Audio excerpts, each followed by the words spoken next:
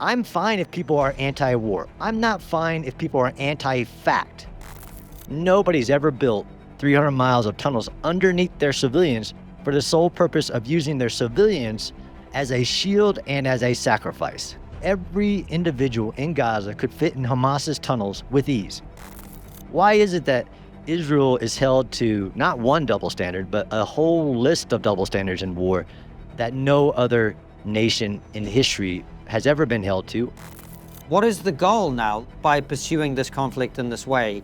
Alienates a whole generation of future Western decision makers, and that is a reality that Israeli politicians have to reckon with, surely. Relax, this is not an ad. I just wanted to let you know that you can watch this video without any advertising at all. No interruptions, no pop-ups, nothing. Just go to triggerpod.co.uk or click the link below and join thousands of our supporters who watch all our interviews with exclusive bonus content ad-free.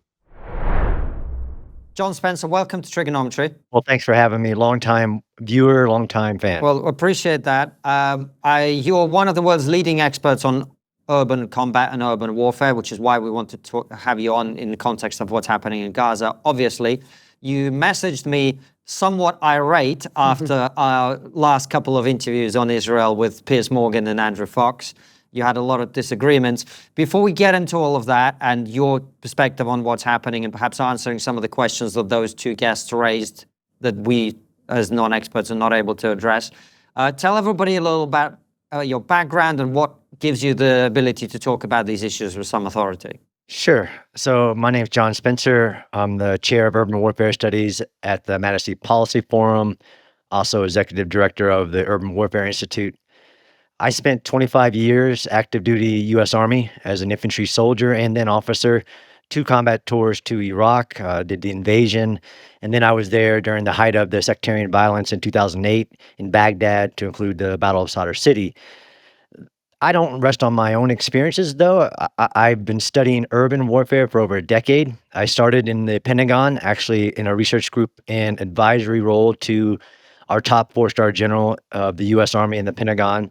After that tour, where we were looking at large cities like megacities, I moved to West Point, the United States Military Academy, where I was teaching strategy, leadership, military tactics in echelon. But really, that strategy class has helped me a lot since then. I started a research center called the Modern War Institute. I was a co-founder of that and started writing a lot about urban warfare. Now I have 3 books. I started a podcast, although I don't consider myself a podcaster, not that that's a bad thing. I've been doing it for over 6 years, interviewing top commanders of past battles, technical experts, veterans.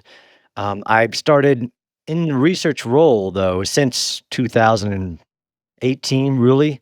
I've been traveling the world, going into combat zones, using different research methodologies like ethnographic, basically getting on the ground in combat areas and recording what's happening, and then the lessons that other people can take from it. So I write case studies on past wars. So I've covered most urban battles of the past, from Stalingrad to most of the battles of World War II, actual walking the ground of battlegrounds. I went into Ukraine weeks after Russia withdrew from Kyiv and been into Ukraine 4 times, Azerbaijan to study their wars, India, and then Israel, of course. So I've been to Israel now 5 times, 4 times, embedded with the IDF, actually with the commanders, with the division commanders and others. I've interviewed the prime minister 3 times, the defense minister, the head of the IDF, the chief of staff, numerous commanders, observed them in the field. And I didn't start studying war on October 7th. And that's unique in some aspects and to other people who have opinions. I didn't start studying Israel on October 7th, and I surely heck didn't start studying war. I had been going in and out of Israel for years, writing case studies, writing research reports on their past urban battles, from the 1973 Battle of Suez City, the First Intifada, Second Intifada, ancient Jerusalem battle, etc. So I consider myself knowledgeable in urban warfare, but to be honest, in order to understand Gaza, you have to understand a little bit of history on what's come before. And I've studied a lot of urban battles, and I can help provide people like, it's really weird what you're saying about Israel here and all the double standards.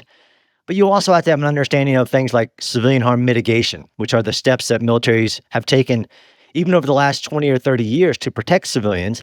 And I've been arguing with groups in the United Nations. I've spoken multiple times at the United Nations and with UN humanitarian groups about how do you help protect civilians in urban warfare, but also the law. So then you have that part where you have to understand the full nature of the laws of war, from what is the humanitarian requirements of the attacker to like what munitions can you and can you not use. And I've been writing, podcasting, and researching all of those topics, so I think I have some information to share about what's going on in Gaza, but also to give people the framework, because we have a lot of people that say things either that are just wrong, and we can talk about some of those people, or just that are not informed by an actually research methodology. Well, it's great to have you on the show because of your knowledge and expertise. I was going to say, I'm surprised how much hair you have, given that you've probably been tearing a lot of it out with the way that this conflict's been covered. So, broad perspective, big picture, in your opinion, what is the correct frame and way of looking at what's happening in Gaza and Israel's war in Gaza that people who don't understand military conflict, particularly urban warfare, probably don't understand? Absolutely, it's an amazing first question. The framework is war, right? So although Hamas is a non-state actor, the law of war actually covers an internationally armed conflict or a non-internationally armed conflict. And I know you had Natasha Hallsdorf to try to explain the framework of the legal. What the world has been doing, though, has been applying a counterterrorism, counterinsurgency framework to Hamas, because there is a heuristic of, this is what people know. This is whether they understand Iraq, Afghanistan, the battles against ISIS. They keep considering Hamas a terrorist fight, a counterterrorism fight. And that's not the framework. That's not in any way the framework. On October 7th, the terror army that was Hamas's military and other terrorist groups and a whole lot of civilians from Gaza invaded southern Israel. Israel waged war in accordance with the framework of nations against Hamas as the political and military apparatus of the area of Gaza, although it's not a nation. So this isn't a nation-on-nation conflict. It's a nation against a non-state actor, but also very unique in the context of it, unlike others, right? All these other frameworks that people talk about, and this is really where I've been playing whack-a-mole to people's analogies, people's comparisons, is like, why are you comparing this to Iraq battles? Why are you comparing this to ISIS battles? I mean, those are all insurgencies within nations where the US or others are helping even a host nation fight an insurgency. It's the wrong framework. So at the very top is war. You have to frame it in the way of war. Now, how do people compare it? And I can give you all kinds of comparisons that you probably haven't heard of that are more applicable to Gaza than anybody else is using. And it's crazy. And I've tried to help people understand that from the size of the military, the terrain of Gaza. There are some very unprecedented aspects of this where there is no comparison. And I can make really bold claims, and I'm sure we'll talk about them, like this has never happened in war before. So explain all of this, John. What are you talking about? What makes this conflict unique? What are some of the particular challenges that the Israeli Defense Force faces? What are some of the contentious issues that people keep claiming that you don't agree with? Well, I don't know if we have enough time to go through all the contentious issues. Let's try. So the number one things, let's talk about the things that are unique in war. Gaza. Gaza is a very unique situation. Hamas. So unlike any other comparison, Gaza is a small area, relatively. It's 25 miles long. And sorry, I don't do the kilometers. 25 miles long, 5 to 7 miles wide. It's a really relatively small area, but it actually has 24 cities. It has multiple cities of over 600,000, if not a million. You talk about Gaza City. It's not a battle. It's a war. But I can't find any other situation, again, because I've studied urban warfare for over a decade, and I have a little military service myself, where the enemy defender has prepared the ground for 20 years for that battle. Most urban battles, from Stalingrad to Aachen to Hue, all of these things are meeting engagements where the enemy gets inside the urban area or is there and then for a short amount of time prepares it for a battle. And we can talk about some of the numbers of previous battles, But the fact that Hamas spent billions of dollars and prepared every bit of Gaza for war is unique. And that means if you're an attacker, and again, if you just take the word Israel out of this and give the context of the war, there is no parallel. There is no parallel to the 300 to 400 miles of tunnels underneath every urban area in Gaza and connecting them all. There are tunnels around the world, and I've studied the Vietnam War from the tunnels of Cu Chi to the tunnels currently in North Korea and China.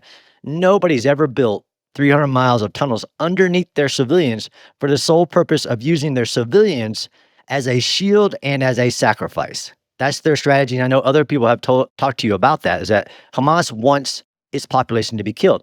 That's also unique. The Nazis didn't do that. The Japanese didn't do that. Even ISIS didn't say, look, my strategy is to get my people killed and then hope that the international world community stops Israel short of victory. The aspect of the size of the enemy, right? I can hopefully we'll talk about a couple of the previous battles that people use to do some type of comparison. Hamas was estimated to be 30 to 40,000 fighters on October 8th. That's just Hamas. As you have heard as well, there are other combatants that joined the fight in other terrorist organizations in Gaza. You have the Palestinian Islamic Jihad, you have Lion's Den, you have like 14 other terrorist groups. And this is where a major contentious thing I have is people calling combatants and civilians. In my world and in the law of war, there's combatants and there's non-combatants.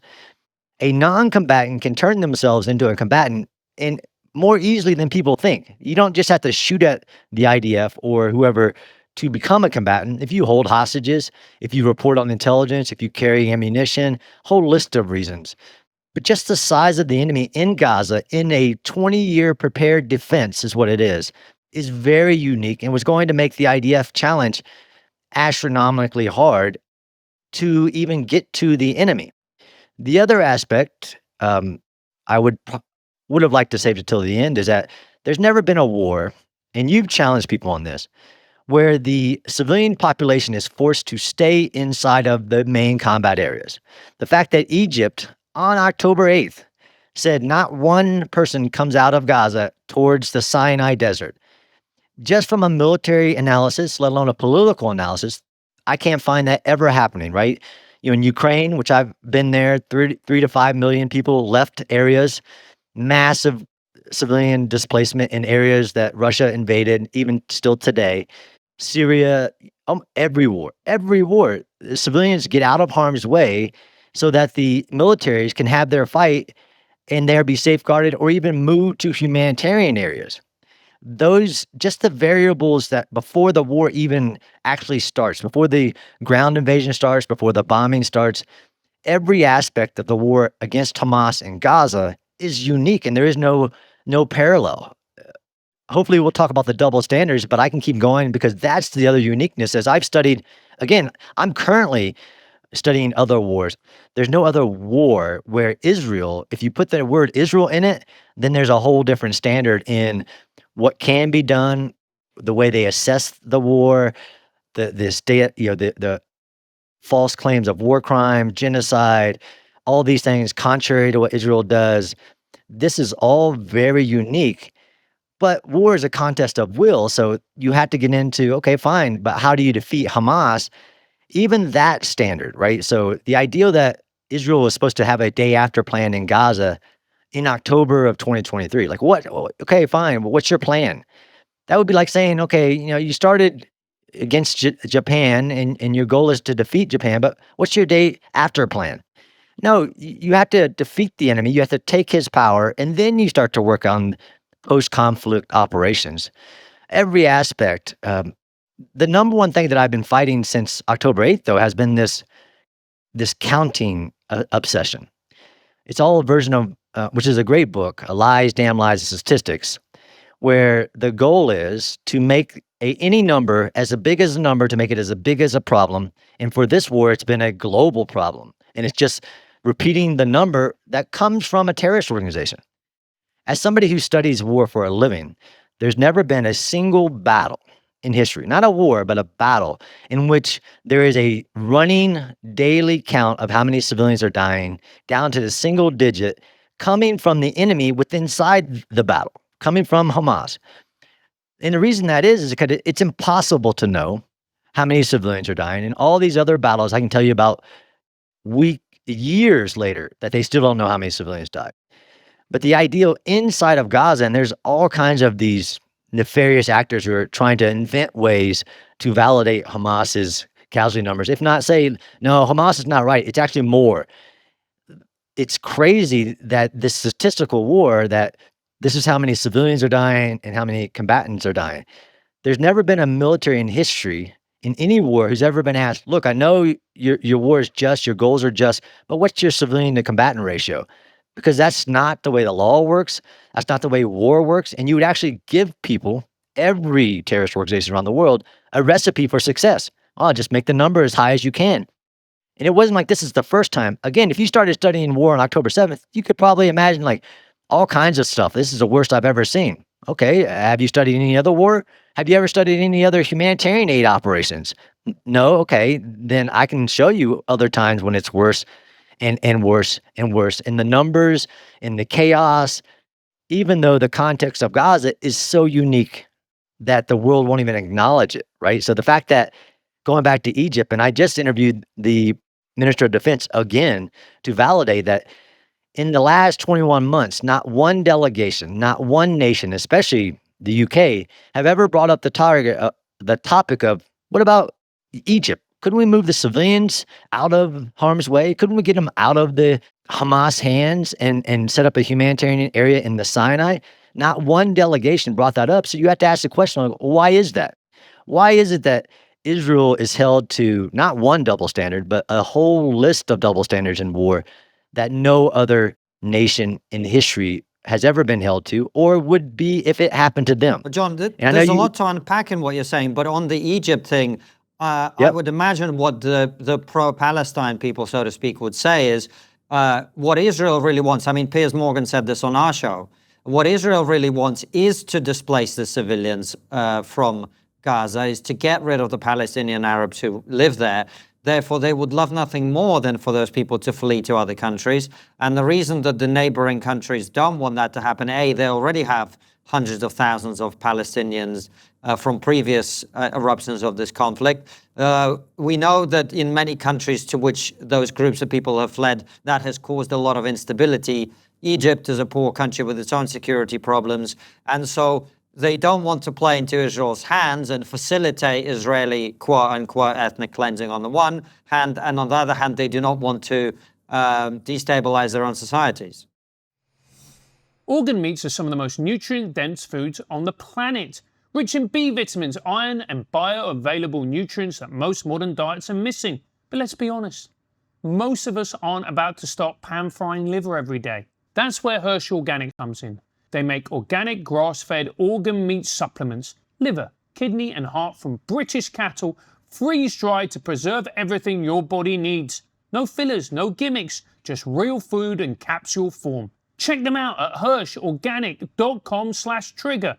Adding Hirsch to my routine was one of those quiet changes that ended up making a big difference. I wasn't looking for a miracle pill, just something foundational, and that's exactly what this is. If you're a parent trying to keep your energy up whilst looking after everyone else without living on caffeine, if you're coming off a restrictive diet and want to rebuild with real nourishment, not another hack, or you're a busy professional who's tried every optimization trend and now just wants something your body actually recognizes as food, this is for you.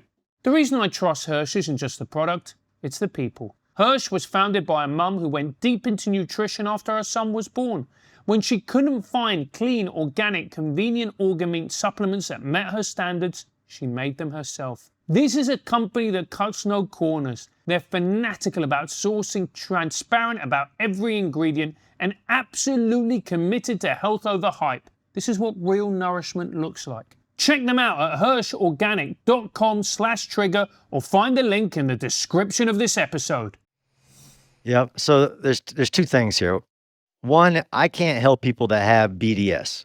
So not the boycott, divest, sanction, awful thing that happens against Israel, but if you have BB derangement syndrome and you believe that he's just the nefarious actor that's guiding all this, or if you have TDS, Trump derangement syndrome, I would point, like you did recently, to somebody going, well, wait a minute. During World War II, there's massive population displacement in every war, actually. And you could talk 2020 War of Nagorno-Karabakh, 23 War of Nagorno-Karabakh, Ukraine, Syria, Yemen.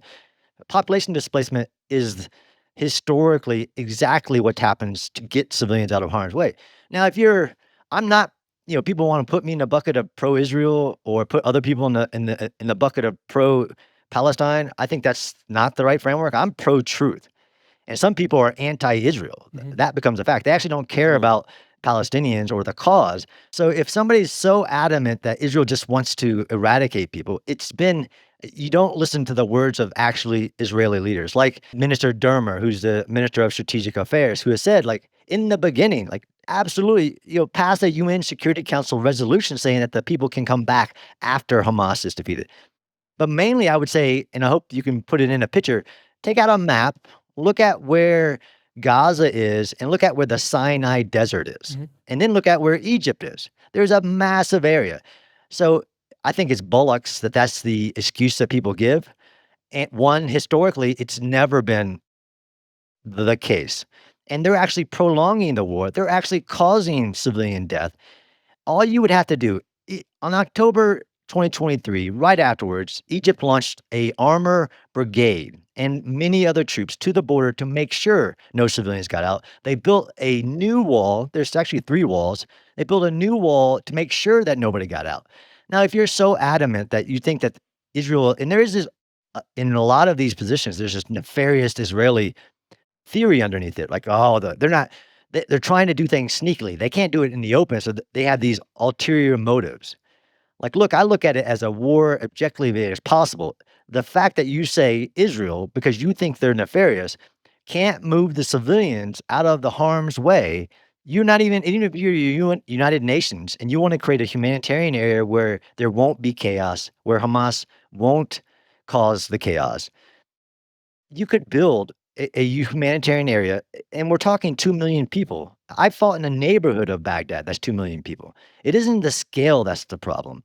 It's the fact that this is Israel. So, of course, you can't create even if you want to create a fenced-in area in the Sinai Desert where every international agency, even international militaries or security forces could help provide security of that area. Well, no. It's not an option because we believe Israel has nefarious goals. But I'll go to the double standard. In war, if somebody starts a war and there is a response to that war, absolutely there is population displacement until the end of the war. And then if somebody's saying, well, the border shouldn't change either, right? So everything should be the exact same as October 6th before Hamas, the government of Gaza and its military invaded Israel. People don't understand the second and third order effects of trying to create this standard because it's Israel, because you believe the Israel-Palestine history, which most people don't, or they're what we call revisionist history, where they try to invent the history of things that have happened. It's because it's Israel. So I say that argument, right? I don't attack people. I attack the veracity of their statements. And that just, as the president said, that dog don't hunt. Like, your facts are not right that Israel can't do this, and that the Trump plan, to call the Trump plan ethnic cleansing is insanity. It is straight TDS, that the movement of people, to allow people to voluntarily leave somewhere where there is suffering, combat, awful things happening, but no, because it's Palestinians, you got to stay in there. That's insanity, and it needs to stop, because if not, and what I write about a lot as well is, like, if you say this about Israel, are you just saying, well, this won't apply to us, UK, France, whatever. This won't happen to us. We won't have to follow these rules. We just want Israel to follow these rules. Let me give you something that nobody I've ever seen on your show do, is what would happen if this happened to the United States? I could talk Britain as well. What would the United States do if an October 7th style attacks, and I don't even have to do the comparative numbers, right? The fact that it's like 40,000 civilians dead and thousands taken hostages. The United States military would respond immediately with overwhelming force. And I have to give people a class on what is proportionality in war, like what is disproportionate. The United States would have responded to October 7th with amazing military force because we have 10 active divisions. We had the ability to dominate the sky. We would have made sure not a single rocket came out of enemy areas headed towards our cities, like Los Angeles, if you talk about the southern border. There were 4,000 rockets launched by Hamas on the morning of October 7th, and then there were about 8,000 more launched since then. The U.S. military would have immediately invaded that territory to retrieve our hostages. It would have encouraged other countries and used all of our forms of national power to encourage them to allow people to get out of harm's way, and we would have tried to end it as quickly as possible. And I think that's where people misunderstand. We would also have done the same things that Israel is doing to try to protect civilians. And I have boldly said, and I challenge anybody, prove me wrong, that Israel has done more to protect civilians, as in the measures that any military has ever created in history. And because people don't know these, they haven't studied these. They're called civilian harm mitigation measures. Israel has done more than any nation in history, to include any Western nation. What they have done to protect civilians, we would have done some of those, but we would have immediately responded with overwhelming. That's the goal in war, is to use overwhelming military force to convince your enemy to do your will, as in to either give back the hostages, surrender, or you take what it values most, which is its population centers and its land. That's war. That's why the framework of this is all wrong. John, I'm really glad that we're having this conversation, because the old adage says the first casualty of war is the truth.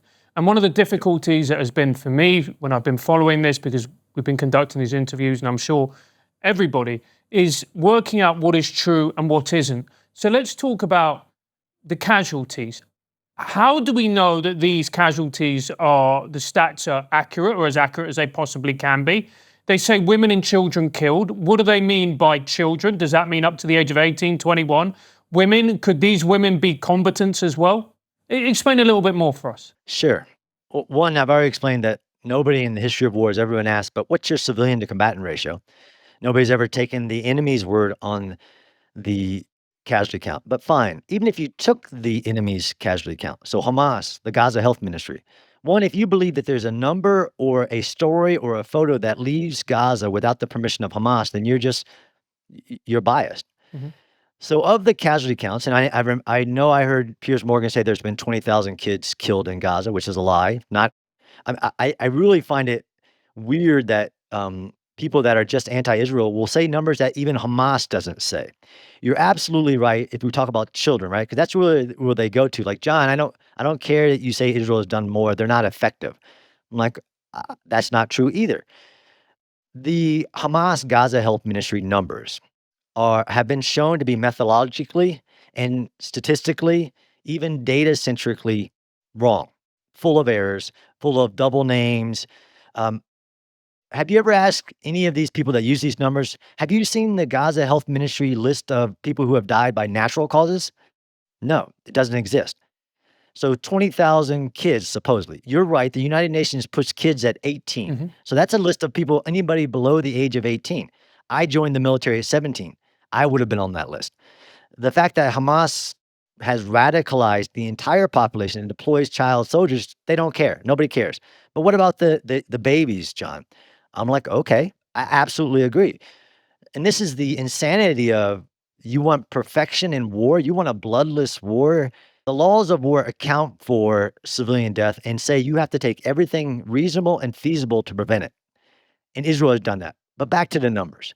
There is no way, and this is, again, you have people, insane people, and I'm sorry that they're in the UK, who say they've figured out a way to figure out how many casualties have died. So they won't even take Hamas's numbers, right? Mhm. Which, again, every statistic that has spread around the world has been shown to be false. That's not what Hamas says. The majority women, majority children.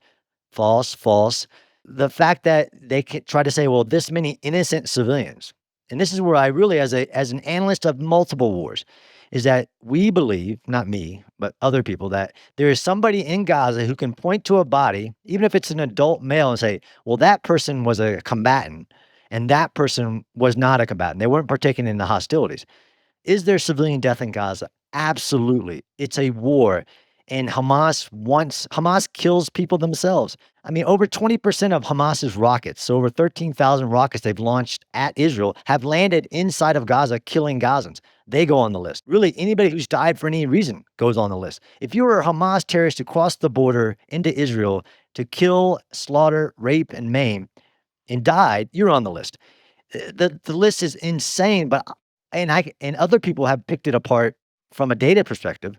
I think it's insane that there's a fascination on the list when the actual question for any military other than Israel is that military following the laws of war in distinction, necessity, proportionality, and overwhelming it is yes. There's actually not been a single case to be shown that Israel has targeted civilians. Has there been collateral damage? Yes. But here's some numbers in case people are so fascinated with the numbers, which I think is really problematic. Because again, when you have a combatant, a non-state actor like Hamas, who purposely doesn't wear a uniform, doesn't distinguish itself, just that. I mean, in Ukraine, millions of civilians joined the fight against the Russian invasion, and they wrapped the yellow or blue tape around their arm. I don't know where they got all this tape, but they immediately distinguished themselves, even if they're carrying ammunition or whatever, as partaking in the hostilities. But let's talk about numbers, right? So I was getting the number early in the war, like 10,000 people killed. I'm like, okay, it's a war that nobody's seen in modern history. All those variables, the size of the combatant, the dense urban areas. But there's only one battle in American history. I can't find one in British history that has any of the parallels, as in the density of the urban terrain, the presence of civilians, a vicious enemy. And that's the 1945 Battle of Manila. I don't know if you know it. In 1945, after the U.S. military was defeated in the Philippines, we returned, and there were roughly 3,000 to 4,000 POWs and internees, so hostages, men, women, and children being held in the city of Manila, a city of about 1.1 million. There were 17,000 Japanese defenders. The U.S. military attacked to retrieve our hostages and liberate the city with about 35,000. So even the scale is not correct. In that battle, we retrieved our hostages, but again, 35,000 American and other attacking the city of 17,000 Japanese defenders. There were 100,000 civilians that died in that battle. And nobody made a New York Times op-ed that was on the cover of saying, too many civilians died in this war. And why was that? Well, because it's war, because the Japanese were the ones who were slaughtering the civilians in that war. Or let me give you one other one. Again, this fascination with the numbers is crazy. But John, can I just interrupt you there? I know you were saying this fascination with numbers is crazy. I do understand. And from an academic perspective, I agree with you. But let's also be honest, this is a war that has not just been fought on the battlefield. It's not just been fought diplomatically. It's also been fought in the modern day arena of social media. And there are millions of people all over the world, particularly in the West, who are having horrific images shown on their phones of horrendous suffering of civilians. So I know what you're saying, but also as well, I do understand the fascination, because if you've just seen a baby blown up, then that's going to be at the forefront of your mind, surely. Absolutely. And again, if you started studying war on October 7th, you would realize that is a uniqueness as well, right? The fact that a war of this scale and of this viciousness is aired on the phones, the algorithm actually drives it to their phones. Every awful thing that's happened in war gets driven to the uninformed minds of massive populations. That is unique. And this is where, if we would have had TikTok during even the Korean War, right? In the Korean War, 50,000, over 2 million civilians died in the Korean War. It's a 37-month war. That's 50,000 civilians dying a month for every month of the war for 37 months. Had we had TikTok during that, of course, there would be something different. Had this not been Israel, there would be something different, because they start with the image and that's awful. Israel did this on purpose, and they don't want to listen to anybody with any contradictory information about why is this happening. And the ideal that, well, of course, it's awful. Look what's happening. And there are innocent civilians who are dying, but that's not the intention, which we could get to this baseless claim of genocidal intent. That is not the intention of the IDF in any way, shape, or form. It is actually the intention of Hamas. Do you realize that every individual in Gaza could fit in Hamas's tunnels with ease? There's over 400 miles of tunnels. All 2.2 million civilians could fit in those tunnels, but you've never seen an image of a single civilian in those. And I do war around the world. In Ukraine, the civilians sought refuge because Russia didn't give notice in the tunnels. And they still do in the subways and all that to escape the awful attacks of Russia. So yes, you're right. Absolutely. There is a fascination again with Israel because I haven't seen protest about the awful things, and I don't do whataboutisms, but it's just actual veracity of comment. Where are you on the atrocities that are happening in Yemen and Sudan and all these other areas, even in humanitarian aid distribution? During the Somalia war, 200 to 300,000 people had died of starvation, and then the United Nations and others tried to get aid to the population and failed because the clans took it. They killed humanitarian aid workers.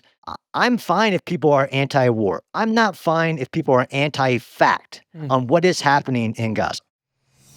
Let me introduce you to the people I work with to protect my family against financial instability, inflation, and turmoil.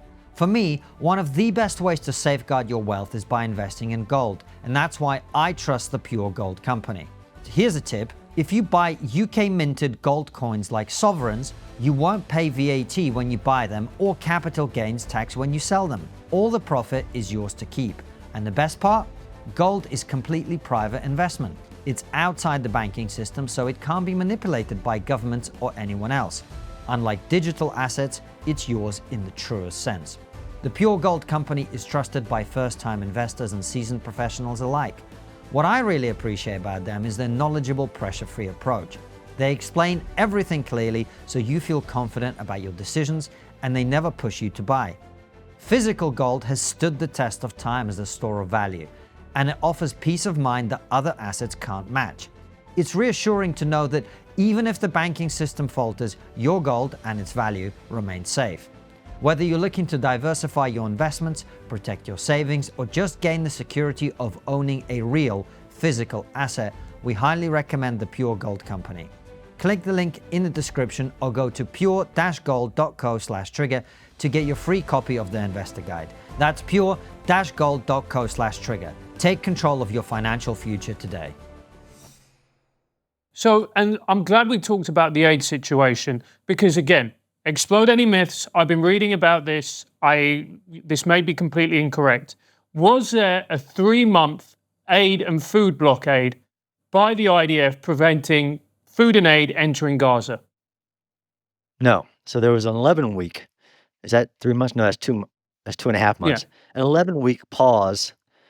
But again, even the people that you've had on who so-called are informed about it don't give you the full picture. So during the last ceasefire, which was right before this pause of the humanitarian going in, it was 42 days of cease. There were 25,000 trucks of aid that went in during those 42 days. And then there was a pause in more aid going in while Israel and the United States enacted the Gaza Humanitarian Foundation in southern Gaza, mostly 3 sites in southern Gaza, 1 in northern Gaza. Nobody talks about, well, where did that 25,000 trucks of aid go and how long would that last while Israel developed a plan to continue the war, but also move civilians into southern Gaza and increase the aid there. They never said they wanted to stop UN aid. They said they wanted to phase it out because of the fact not only was Hamas gathering, and I saw some, recently of course, there was a humanitarian crisis happening, but of all the people to be blamed, it was only Israel being blamed, right? And this is the 1,000 trucks of the United Nations, because people won't give you the timeline. And I love long form podcasts because let's talk about it. Let's talk about the ceasefire, right? So not only did 25,000 trucks of aid go in, Hamas insisted and would not give hostages back unless Israel allowed 1 million Palestinians to move back into northern Gaza on top of rubble, minefields, everything, so that it would be really hard for Israel to continue the war and provide humanitarian aid, which was centered on the south of Gaza. For some reason, that escapes people that the fact that there was this massive population displacement back into northern Gaza for Hamas's strategy. And what Israel was trying to do was concentrate the aid distribution into southern Gaza. People don't also recognize that there's been the statistic of how much does flour cost, right? So there's some really good analysis about the price of flour going up in northern Gaza. Okay, who's selling the flour? That's actually not just Hamas, but there's not a production of any aid going in Gaza. It's a war zone. So that's aid that's been delivered that Hamas and Gaza civilians take and then sell back to civilians. It's a war zone. The idea that you're making Gazans walk through combat areas to get to the aid in southern Gaza. The entire Gaza Strip is a war zone. What are you people talking about? Israel tried to create a mechanism to get the aid directly to the people, and it was successful. But then let's talk about how Hamas tried to make it unsuccessful. Before the Gaza Humanitarian Foundation gave out one box of food, Hamas put out written guidance and oral, like they put it on their X feeds, they put it out everywhere. If you take a single meal from this initiative, you will face severe consequences. And then they went out and attacked the humanitarian zone. And yes, it was chaos. Is it the most chaos that's ever been seen in war? No, that's absolutely ridiculous. It was chaos because Hamas was causing it, and the IDF adjusted their operations in securing the outer zones. And no, I'm not a fan of warning shots.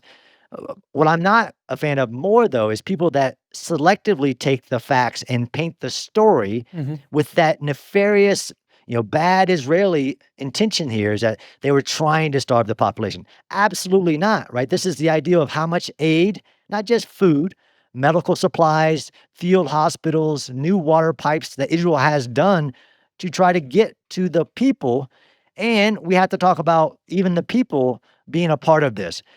In war, if you get the notice to evacuate, then those civilians should evacuate. But because of Hamas and other reasons, you see civilians not evacuating areas that when evacuation notices, because they have been told to evacuate and then Hamas pushed them back and now they're being asked to be moved again.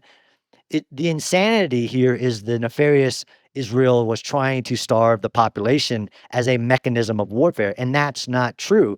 If you just lay out all the facts, what happened from the last ceasefire until today, which Israel has flooded. Now you have flooding of aid going in, not just from the Gaza Humanitarian Foundation. The UN decided to start picking up the trucks again because of why they said they were stopping. You have airdrops, you have many mechanisms. I don't see that being the cover of anybody's news, though. Israel floods Gaza with aid. Well, I haven't seen that. John, even if people accept all of that, which of course many people dispute, but let's say it's all true, even many people who are supportive of Israel's campaign to destroy Hamas, including Andrew Fox, who we had on the show recently, as you know, feel that not much is being achieved anymore. Like, what is the goal now? Like, I know there's 25 hostages left, but is what is happening now, the continued destruction of Gaza, the killing of thousands of people, is that really worth, and also, of course, the damage to Israel's reputation? Because you can talk about the realities on the ground. The fact is that if there is one war that Israel is definitely not winning, it's the PR war, right? That's just a fact. And by the way, I have to say, we've tried to have the Prime Minister of Israel on our show many times. We've invited him on because I believe it's very important for the world to hear from them as well. And you don't seem to get anywhere, and they don't seem to do many interviews with even fair-minded people like us.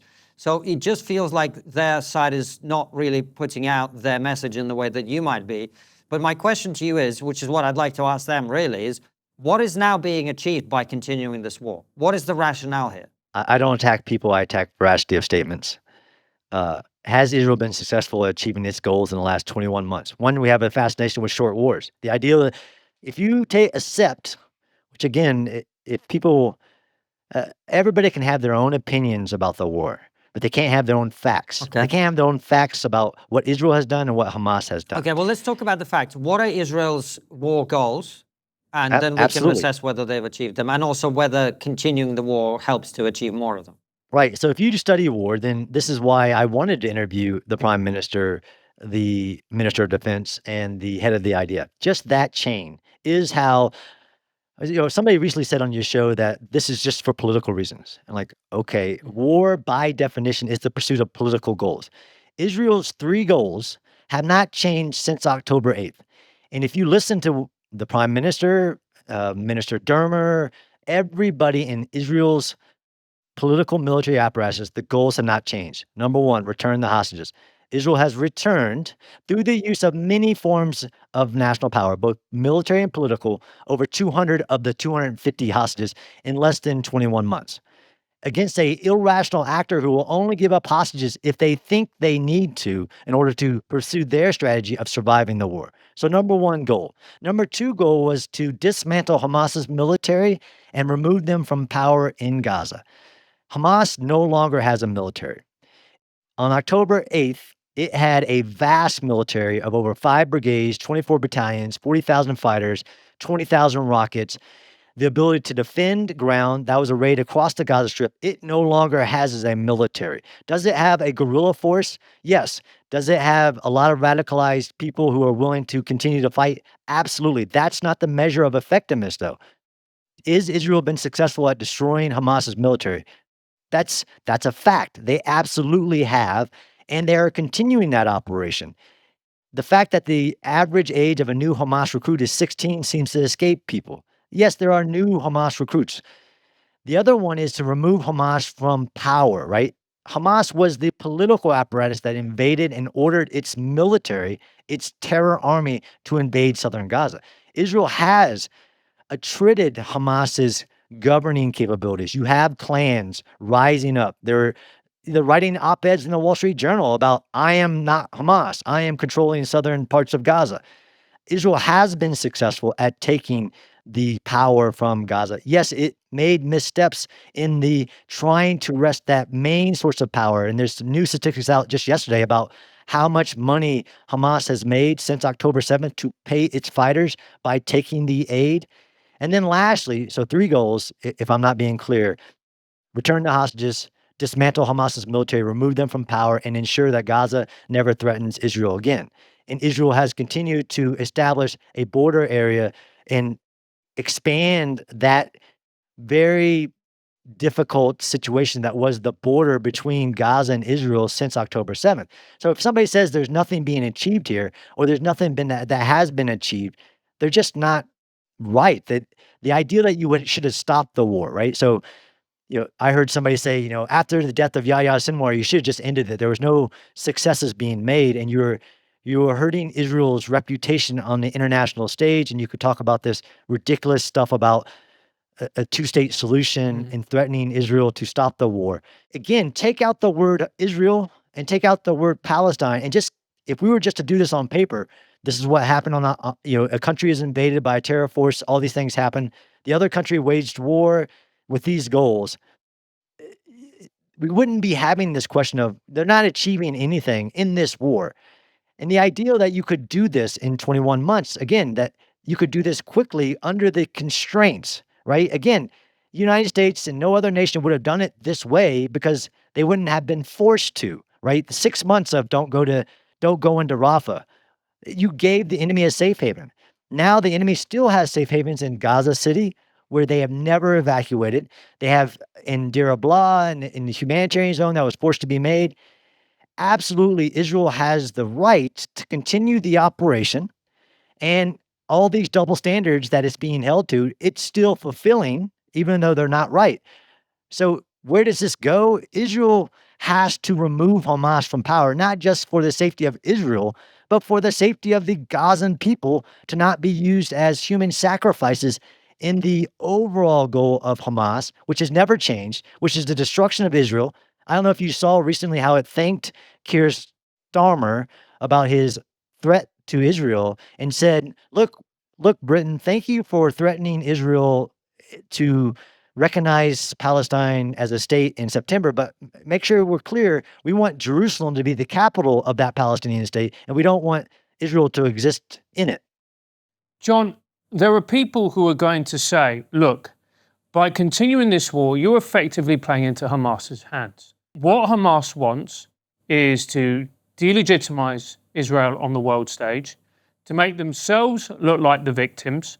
They don't care how many people die, how many civilians die. In fact, for them, the more that die, the better, because the stronger it makes their position. And all Israel is doing by continuing this war is ultimately strengthening Hamas, plus the civilians that are in that area are going to be ever more likely to be radicalized the more their friends and their families die.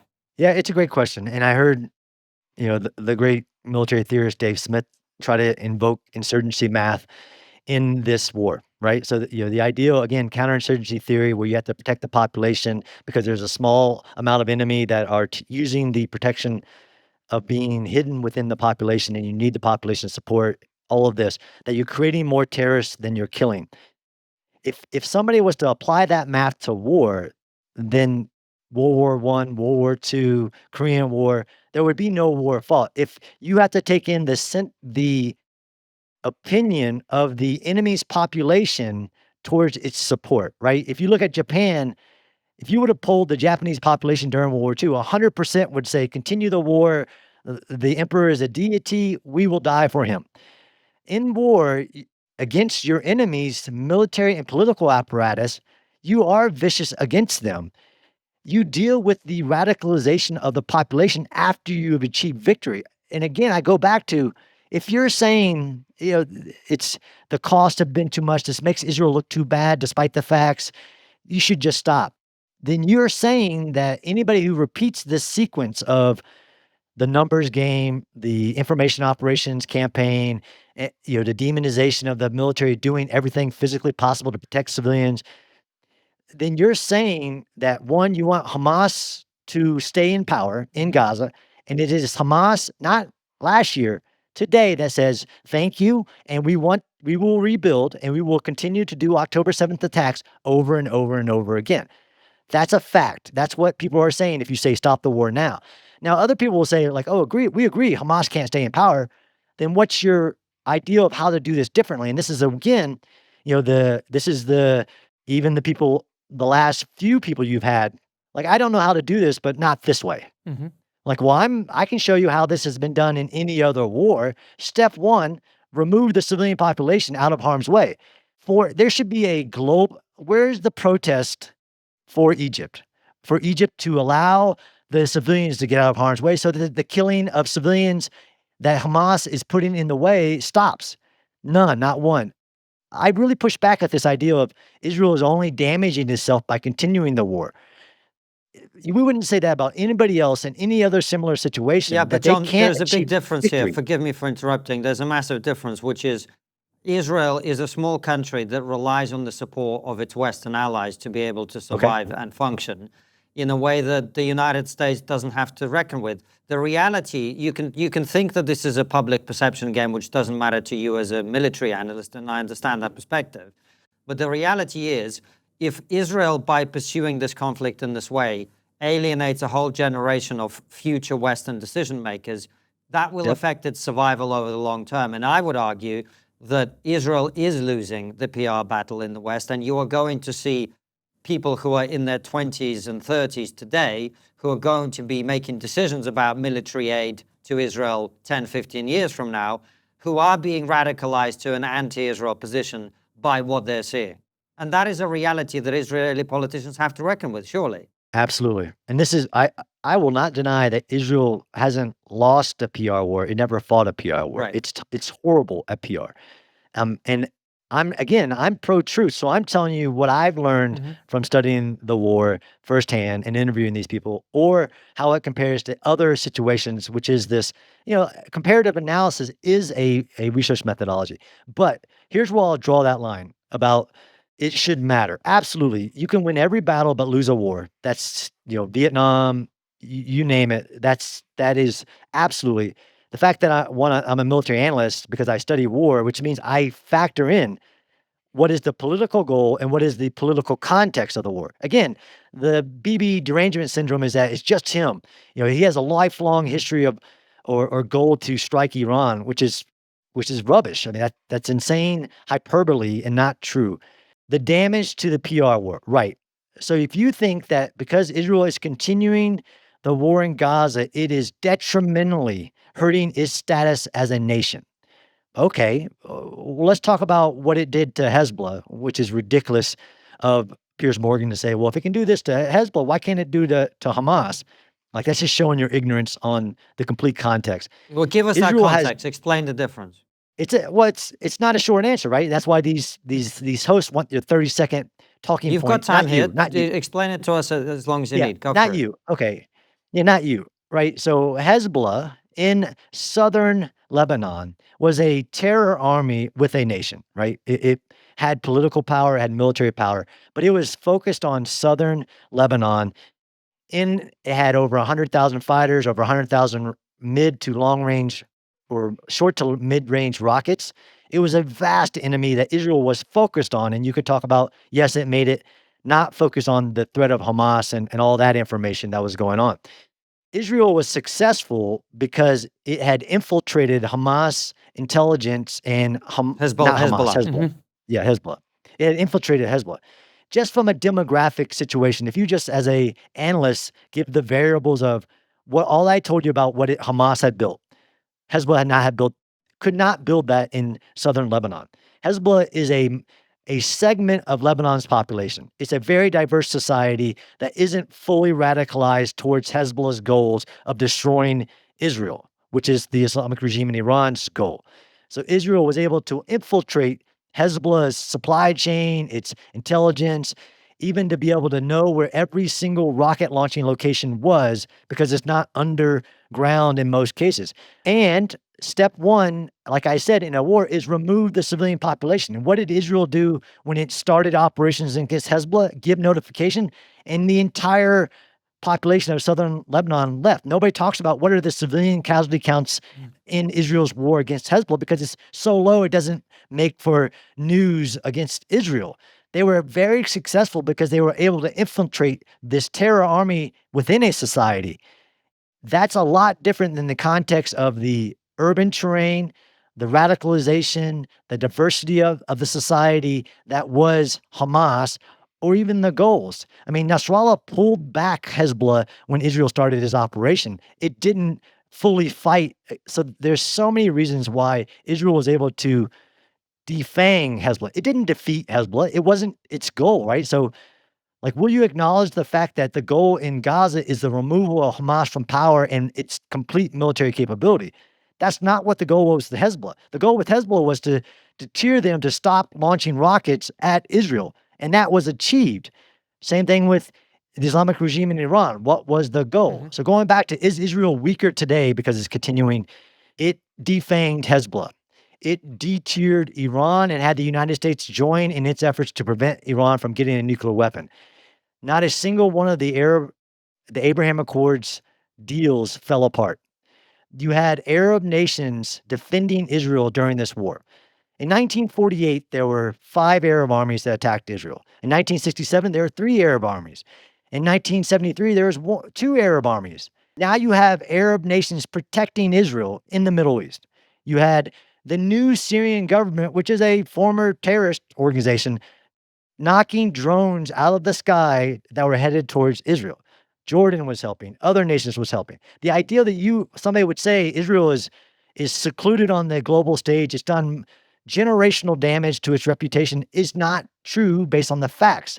Israel, since October 7th, has fought an 8-front war, 7 fronts of 7 different military organizations, and the 8th front, which is the information war, which is, you're right, it's losing. It's horrible at it. It needs to do better. But the idea that it is weaker as a nation and the threats to it are higher is not true. But what we do have is spineless global leaders. We have spineless global leaders who have listened to the disinformation, and it matters in a democracy that the population is believing the junk.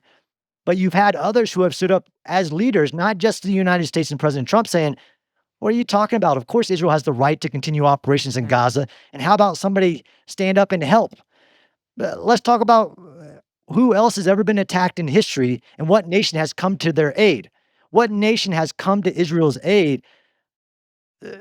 I'm still waiting to hear, or what nation has offered to help. Of course, the United States has helped in every way possible to include allowing the arms that Israel has purchased to be delivered, although we were threatening since October 7th to not only not send munitions, which we could talk about this. I understood where you can't use large bombs in an urban area was coming from, because again, I've been studying this for a while. But at one point, the United States was threatening to or stop the delivery of bulldozer parts. And to somebody who doesn't study war, like, oh, that's nothing. You don't understand that the only way you enter portions of Gaza is with leading with a bulldozer, an armorized bulldozer. So when the United States administration said, we're not going to send you replacement parts, they were buying into the junk. It's just not true. And if it was true that Israel has a just goal, but Hamas has created a strategy that has worked, then you will see more Hamas around the world, as in more Hamas strategy. You'll see the practice of hostage taking. You'll have a practice of this multimedia scripted disinformation campaign picked up by mindless influencers. You will see more violence. If somebody wants peace, they should get on the same sheet of music that Hamas has to be destroyed, and here are ideals to help destroy Hamas and remove Hamas from power so the Gazan people can actually be free. In 2025, more than half of all companies are using AI. Microsoft, Amazon, and Google have laid off thousands of workers because of it. No wonder 40% of people are worried AI could take their job this year. If you run a business, freelance, or want to future-proof your career, AI is no longer optional. It's a tool that gives you an edge. That's why we're recommending this live 2-day AI training from Outskill. It's 16 hours of hands-on learning, normally priced at $895, but we've partnered with them to offer the first 1,000 of you completely free access. Click the link in the description to save your seat now. You'll learn the key skills for working with AI, including prompt engineering, data analysis, building AI agents, using AI in Excel, and automating your workflow, all without writing any code. Over 4 million people across 40 countries have already joined this training. Sales professionals, marketers, HR teams, freelancers, business owners. This is for anyone who wants to stay ahead. Our team is doing it too. Spots are filling fast, so sign up as soon as possible. Click the link in the description to save your seat now. But John, I can't believe I'm asking this question, but is it actually possible to defeat an enemy that refuses to say that it's defeated? So this goes to you can't defeat an idea. Like you can't fight. This is that counterterrorism theory that you can't defeat an idea this way. Who says that anybody's trying to defeat the Hamas ideology at this moment? You have a nation who is trying to remove a government from power and destroy its military capabilities. You deal with the radicalization of the ideal that has been there and fueled. I don't know if people have seen the Palestinian Sesame Street, have seen the UNRWA school books of Hamas. So that ideal, which I understand, like this has been like, well, you can't do it this way. You're like, okay, tell me historically how any enemy of any similarity has been defeated by what? Giving them something? No, you have to move forward and take away their will to believe that they can achieve victory. There are lots of ideals that are still around. Nazism, ISIS, all these people, they don't have a autonomous region that they call their nation. They don't have armies, and they definitely don't have the ability to launch attacks against another nation at this moment, depending on what group we're talking about. John, so if you're advising the Israeli government about what they ought to do from here, how will this conflict end? How should it end? How should they proceed from here, in your opinion? Sure. So again, if you study war, I get this, be a forecaster for us. How long is this going to take? How will this end? Look, if you study war, you know that there is no prediction. It's uncertain, it's political, and it's human. I don't give recommendations to nations. I've definitely helped people with understanding the context and the baseless arguments. It ends with the defeat of Hamas as the political power in Gaza. That can happen in many ways. Yes, the population in Gaza can rise up, and that there are portions that are doing that. You can have other powers in Gaza, Palestinian powers, that could rise up and seize power. you could have the complete unilateral surrender of Hamas. It might be unlikely, but the Hamas fighters, and again, success. You just last week had Hamas fighters surrendering in large amounts because Israel was at their doors. And this is the sanctuary part, that Israel has left portions of Gaza untouched, 25% not touched once, out of concern for these hostages and the difficulty of moving the civilians out of those areas, like Western Gaza City and other areas, or Eastern Gaza. But the ideal, so what's the recommendation? Of course, Israel cannot not fight the narratives, right? When you have a hashtag that's going viral and you have these influencers talking stupid, the only way you fight stupid is with actual credible information, although some people won't view it as credible. If somebody was doing this different, again, take Israel out of the equation, and I've seen this even in India, Pakistan recently, in other wars that are very recent. You have to communicate daily what's going on and what you're doing. You have to have a military person communicating every day. This is what our military is doing. This is the goal. You have to have a political apparatus, right? So Israel, right criticism doesn't have a spokesman for the Israeli government who is daily giving the communication. I was telling somebody recently about Kogat, right? Kogat is the IDF arm that has been facilitating all the aid, the water, the medicine. They didn't even know what the organization was, let alone that it puts out daily information about all the things that Israel is doing to help the civilians. So Israel, in order to continue this war, and they're in debate as we're talking about deciding to go into that last 25% to move the civilians into the South under this crazy constraints that they have to fight the war. And then you have a United Nations session later in September that's going to, of course, say a lot of awful things. I would hope Israel changes its PR strategy, communicates more on a day-to-day basis. You can't wait until after something has gone viral and after nefarious actors start putting pictures of children trying to make stories about what Israel is intending to do rather than what it's actually saying and actually doing in Gaza. And then I would hope, again, if you were to move the entire population of 2 million people into a area that Hamas can't get to them, you could end this war relatively quickly. I wouldn't say very quickly, because Hamas would have lost its center of gravity, which is the use of the population, not just as a shield, but the humanitarian suffering in every aspect that they're doing. But if you're asking me for a prediction of how this war will go, I cannot give you that. And absolutely, again, this isn't Bibi, the prime minister of Israel. If you understand the politics of Israel, he has to maintain a coalition. It isn't like our system where he can be president for 4 years and just make all these decisions over the military, all these things. He has to face votes of no confidence regularly and has to keep a coalition. But the Israeli society could decide very soon that, look, the costs are too much.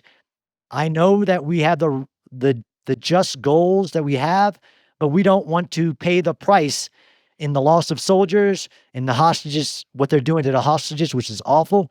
That's what a democracy does. It makes that decision. So there is nobody who can tell you how this is going. I, as a John Spencer, with just my personal opinion, think it's insane that you should say Israel should have stopped. It's not achieving its goals, because that's not true.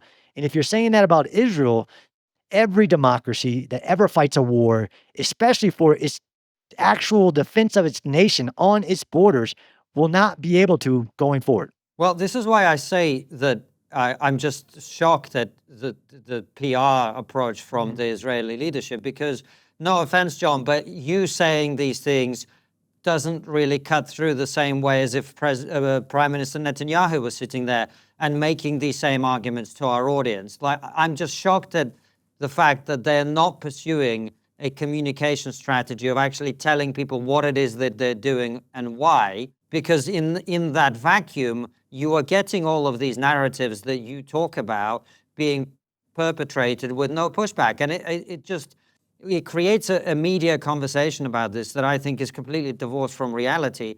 But I have to say, I put the blame on that for the people whose job it is to communicate about this.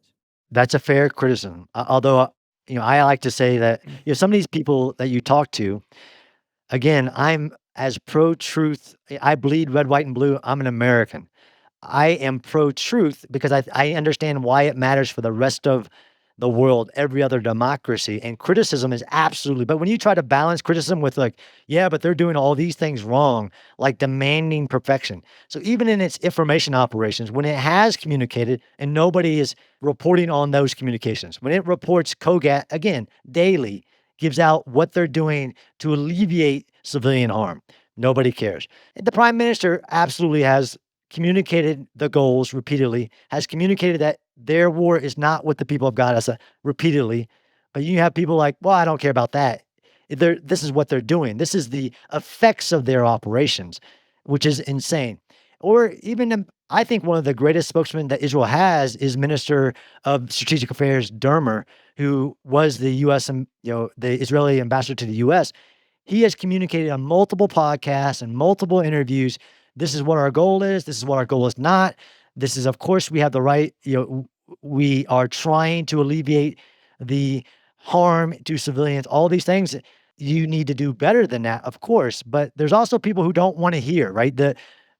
Who they invite on their shows. Yes, you, and I know you would love to have some of these interviews, and I hope that they happen. But there are people who aren't listening to even the things that are being said. And this is what I have a problem with is like, you say because Israel in the beginning of the war said that it wanted to destroy Hamas, that Hamas are animals, that it wanted to not do anything to help Hamas. It wanted to destroy Hamas, that that's genocidal intent. That's insane, let alone what militaries say about the other military they're fighting. But then you want to rule out everything that Israeli leadership has said about not wanting to harm the people of Gaza, not wanting to starve the people of Gaza. And then you take the radical political figures and say, yeah, but this guy said it. Smotrich said this. Blimgevir said that. Like, I don't know about the UK system, but that's like taking Marjorie Taylor Greene's statements or some other some other people statements and saying like, that's the policy of the United States. That, again, that's a double standard. That's trying to demonize the entire nation of Israel. And then this is the whole double standards game that is a part of this whole conversation. I guess let's push back on that. So I take your point there, John, but they would say, well, look, the finance minister has said these awful things, right? If Netanyahu doesn't do anything about it, he's effectively condoning it. Why has he not come out and said, this is unacceptable? The minister has been forced to resign. We are at war, but we do not use this type of language or rhetoric. And Marjorie Taylor Greene, I think, A, you were right to describe her as crazy. You didn't need to correct yourself. But B, she's not in the cabinet, right? Yeah. There's a big difference. Same thing with Smotrich is not in the war cabinet. He has not been the person who's been making the decision. So I agree with you. I would have approached people making statements very differently in a wartime situation when you are Israel. But you want to criticize the political leaders of Israel for being political. So this is, again, we try to apply our political framework on a nation like Israel, which is a vibrant democracy with a vibrant left and a vibrant right. And that the fact that Israel does have to keep a coalition, and the prime minister of Israel does, I'm sure, and I think that's a correct inference to say he does want to maintain a coalition and manage the government of Israel because he believes it's in the best interest of the security of the nations. Now, when you impose personal motives on somebody without data, and what I say is, in God I trust, all others bring data. So yes, it's a right criticism. You should come out against that minister, whoever it is, for saying that thing, although it's not what he said, it's how what he said can be framed. So I absolutely support somebody saying, I want to destroy all members of Hamas. I want to take over the control of Gaza. Like, that's what militaries do when they're invaded and attack into a different territory. You take the power from the other government. It's how it's being, any statement, because there are a few statements coming out, are framed.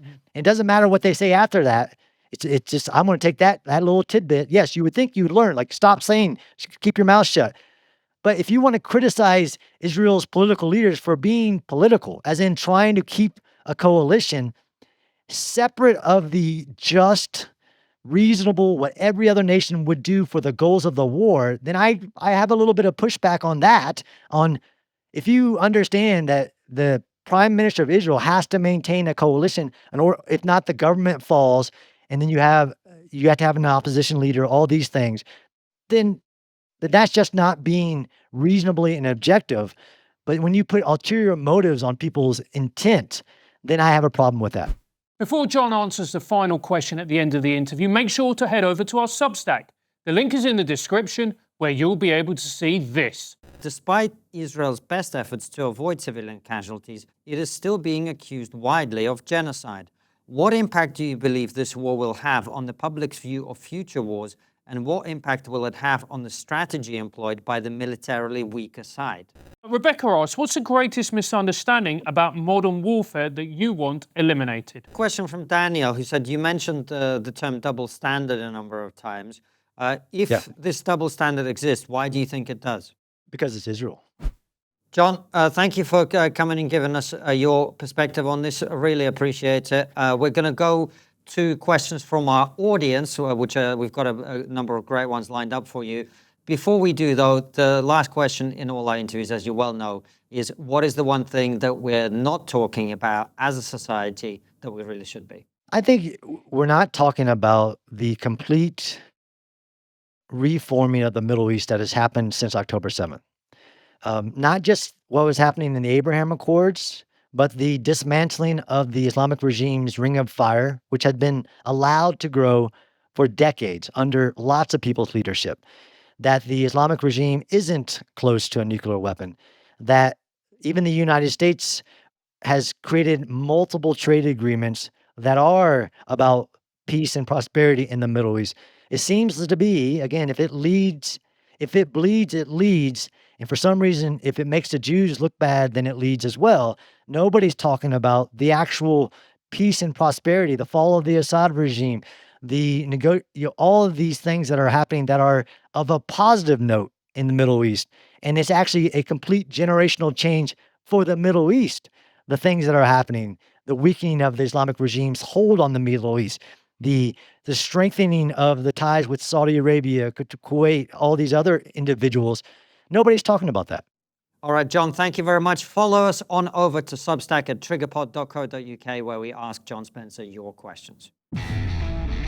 WikiLeaks showed us the sense of irritation and fatigue the Arab League has with Hamas. Could the recent pressure from the Arab League calling for Hamas to disband and disarm perhaps change the mindset and the charter of Hamas?